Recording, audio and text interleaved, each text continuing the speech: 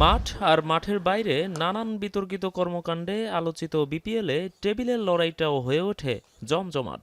বিশেষ করে রেস থেকে প্রায় ছিটকে পড়া দুর্বার রাজশাহীর শেষ দিকে টানা ৩ জয়ে পাশার দান অনেকটাই উল্টে যায়। আর তাতে জয় হারের বৃত্তে থাকা খুলনা টাইগার্সের জন্য সমীকরণটা হয়ে ওঠে বেশ জটিল।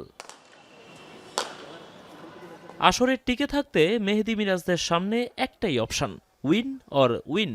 ইতিবাচক নেট রান রেট থাকায় কেবল পয়েন্টের হিসাবটা মেলাতে পারলেই পরের পর্ব নিশ্চিত খুলনার বাঘদের জন্য। চাই কেবল একটা জয়। ব্যাট হাতে দারুণ ছন্দে থাকা নাইম শেখ আর মেহেদী মিরাজের অলরাউন্ড নৈপুণ্য তাদেরকে আশাবাদী করতেই পারে। এরই মধ্যে আসর থেকে বিদায় নিয়েছে ঢাকা ক্যাপিটালস। শেষ ম্যাচটা তাদের জন্য কেবলই নিয়ম রক্ষার। তবে একের পর এক হারে বিধ্বস্ত দলটা হয়তো শেষটা ভালো করতে চাইবে।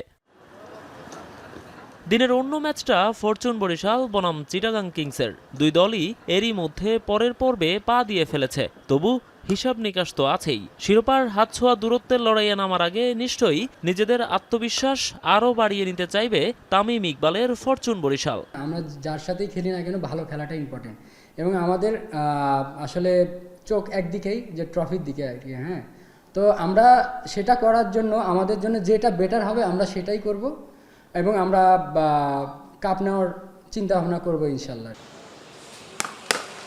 চিটাগাং কিংসের সামনে সুযোগ আছে কোয়ালিফায়ার নিশ্চিত করার।